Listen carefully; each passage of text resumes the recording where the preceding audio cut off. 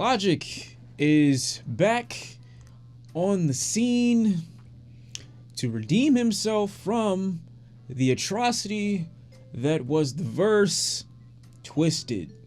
I'm not gonna lie to y'all, I'm hurt. Not because of Logic, but because of Kanye. He was supposed to drop tonight. I set aside all this time. It's my birthday too, by the way. And, you know, I got a trip planned, or I got all these things that I'm trying to do. And I set some time aside. I plan to stay up late, edit on the ride.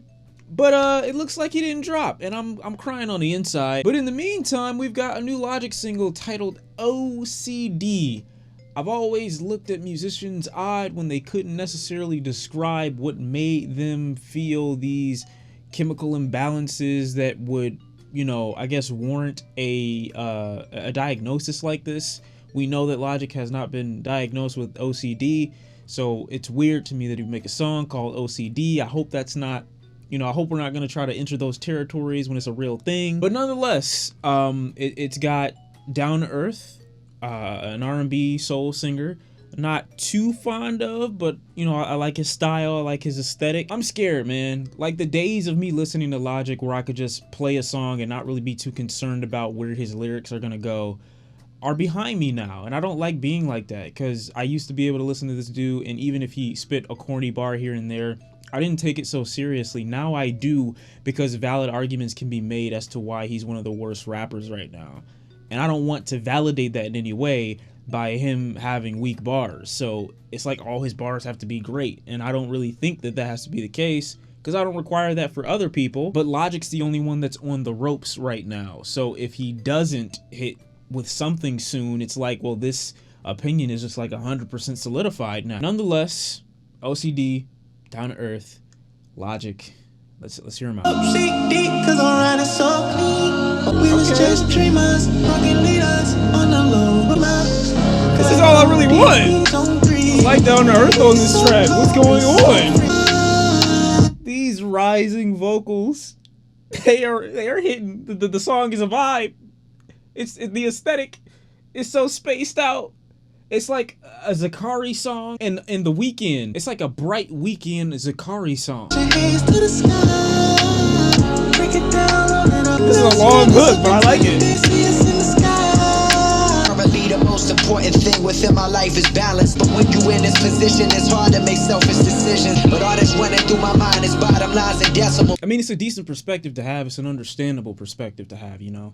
I'm just trying to hear what he's saying, and at least from what I can get, he seems to be putting out so much, because if he's anything like me, you get to a certain position, you start, you know, things start going really well, you start bringing in a lot of income or revenue or happiness, and you don't know how long it's going to last. So you just keep putting out extra and putting out extra and putting out extra, and eventually the quality or the inspiration that you once had might not be there as much, because now you're doing it to solidify a future as opposed to inspiring, you know, yourself to, or waiting for yourself to be inspired to make something new.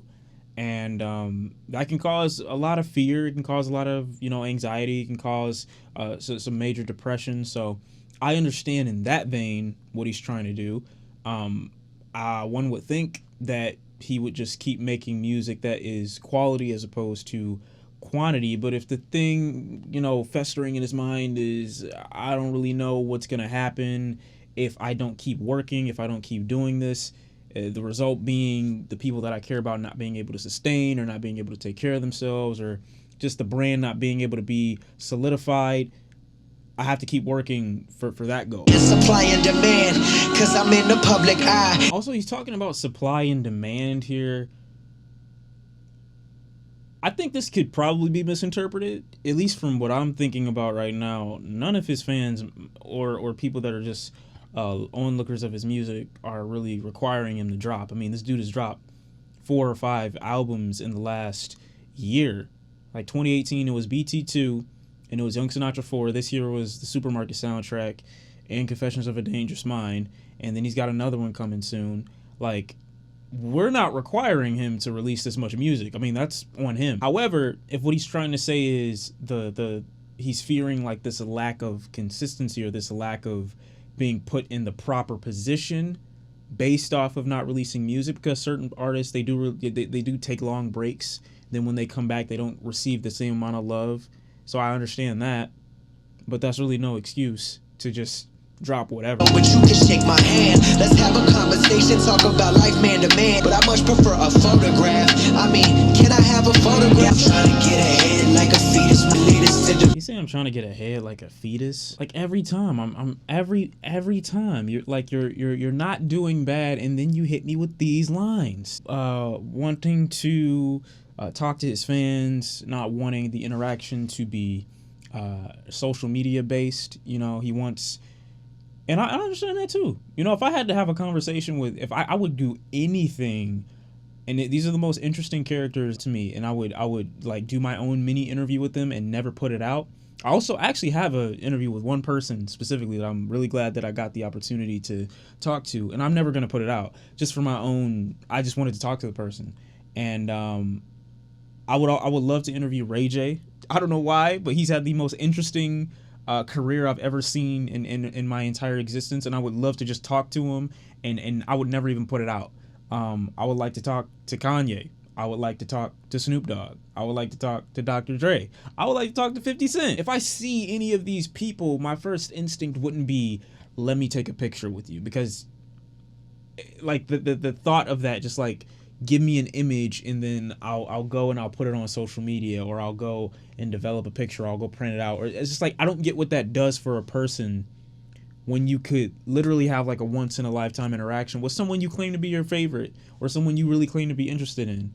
You know, so I think the picture is what's disconnecting people from the experience that they say they would appreciate to have with Logic. That picture is desensitizing people to what social interaction could be and what you can gain out of it. On the flip side, Logic has to understand that there are a lot of fans that are considerate to his time and wouldn't want to take up too much of it by asking for a depth-long conversation, a conversation filled with talking about ideas and about life. And it's incredibly unrealistic for you to assume that someone would even want that from you, knowing how popular and famous you are. They're probably in their mind thinking, I'm never going to get an opportunity to see or talk to this dude again. At the very least, I should get a picture, because it's probably the only close interaction I'm ever going to have with him. I don't think fans are asking for pictures because they want to devalue the presence that they have with you. I think it's just because they know they're probably never going to interact with you ever again. And to think that you're going to have a depth-filled conversation with every fan that comes up to you is incredibly unrealistic, because I know you're not going to do that. You sound like one of those, oh, I remember back in my day when we used to have full conversations. Now everybody's on their cell phone. You're only under 30 years old. You're not old enough to be this much of a boomer yet. Alright, so this Logic single, if I have to link it to anything, it's this obsession, which obviously... it's obsessive compulsive disorder, but it's this obsession that Logic may have with the numbers or the music. Now, those with OCD do tend to have this repetitious behavior, and I think that if anything, if he's trying to signal OCD, his discography over the past couple years has been an indication of that, having these repetitious thoughts and these really overused lines. I don't doubt that he could experience some of that as a result of trying to or trying not to obsess over maintaining and creating a future for himself and for the people that he cares about. Obsessing over that will have your mind in a different space than your body is. And OCD and anxiety don't live in the same space. I feel like anxiety can a lot of times just shock you and keep you in one space, whereas OCD can a lot more often take you and have you doing things